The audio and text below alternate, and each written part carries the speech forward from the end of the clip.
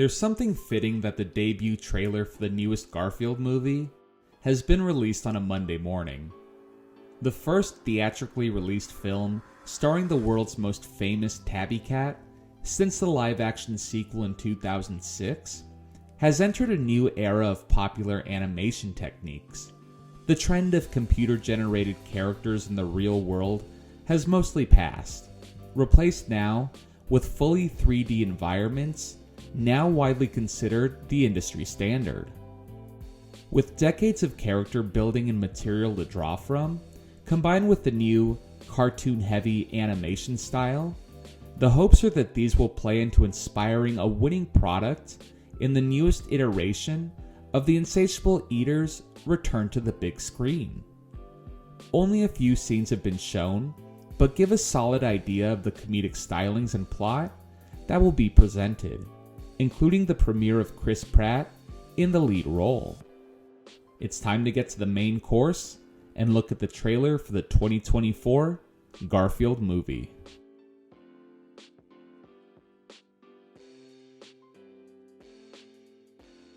The trailer opens up on a stormy evening with baby Garfield in a back alley, sitting in a crate, frightened of the surrounding crashes of thunder, dogs barking, and car horns blaring. First observation: Garfield is utterly adorable. Looking like the new Beanie Babies with the oversized eyes and tiny bodies that can barely hold up their own heads, it's a far departure from the original baby Garfield seen in the comic strip and first television animated series, who was only marginally smaller and sported eyelashes to show he was young.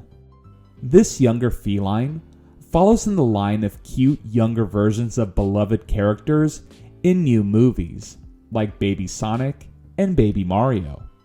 But Garfield might just take the crown as the cutest one of all, and his skittish reactions to the sounds of the night, scared to the point he buries his face into his paws, makes for a side of Garfield we don't often see.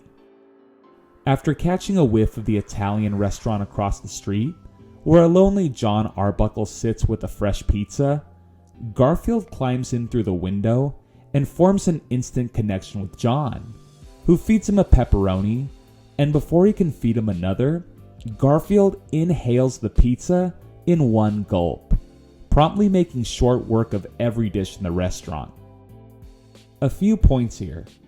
The world itself looks wonderful, and right in line with the strip, particularly John. We've seen a 3D version of him before in the Garfield show, and the two models are similar, but the slimming down of his lower jaw and addition of eyebrows with a more detailed hairdo help to make him feel as warm as his actions.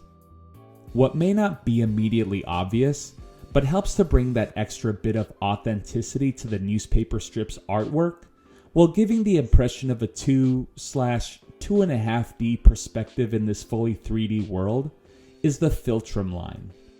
In reality, that's the shallow indentation between the middle bottom part of the nose and the top part of the upper lip. And by having this line connecting his nose and mouth, it allows for the impression of a naturally materializing mouth, despite appearing exclusively on one side of his face, rather than directly below his nose. The next shot we get is of Garfield with Odie. But what strikes me as peculiar with Garfield's model are his eyelids, which change from his younger version. Baby Garfield's eyelids are in line with every previous version of Garfield, connected to his fur, just like a human skin would make up their eyelids. But adult Garfield's main fur is different from the fur on his eyelids, his eyelids being lighter, looking like they're shaved off. So it looks like he's wearing a Garfield hat around his head, and I can't understand why.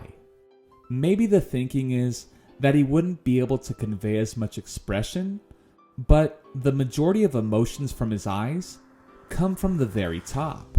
So if he furrows his brow or looks inquisitive, you can still have the bold outline of his eyes to help communicate his feelings. So I'm not totally sure why this was done. Less surprising, but what has become the norm as recent as the live-action films, is Garfield's mouth moving while he talks. Presumably, his speech will continue to be recognized exclusively by other animals, but this is where the first lines of dialogue are spoken by the new voice of Garfield, Chris Pratt, who says, "And that's how I adopted John." Pratt's interpretation of the character feels energetic and expressive, while the original Garfield was slow and deliberately oozing with sarcasm and set in his ways, and through his vocal lethargy and apathy for life, made him charming in his own way. Still, Pratt does a fine job that doesn't warrant any strong opinions in either direction. Next is a humorous scene of John equipping protective gear on himself in preparation to attempt to give Garfield a bath. And Garfield's reaction is spot on with his personality, being overdramatic with his arms waving frantically just as they do in the comics, which is a nice touch. John then fixes him and the two pets a lasagna dinner, and Garfield looks to the camera and says to the viewer, "I apologize in advance.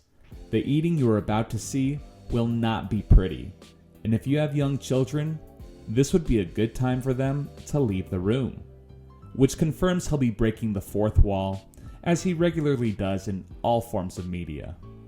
But the biggest revelation is the reveal of Garfield's father, Vic, played by Samuel L. Jackson, an oversized Garfield doppelganger, looking like the fuzzy window stickers of old, made famous by Garfield himself.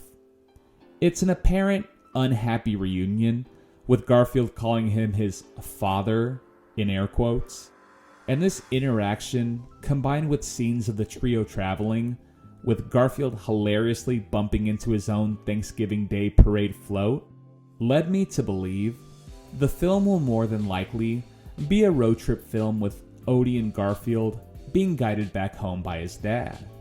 For the first in what I anticipate will be the debut attempt at a series of films, it's an unexpected twist that the movie will heavily feature Garfield's dad, who has been mentioned in passing throughout Garfield lore, but has never been seen.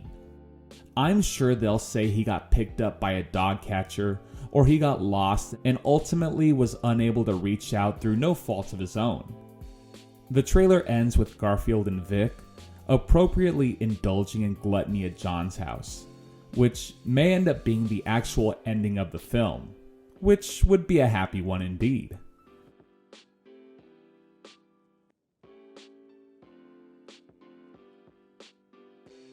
With this being the first official glimpse of the newest Garfield movie, it seems that it's been carefully crafted in the same way the strip has been run over the last few decades, to appeal to the broadest audience possible.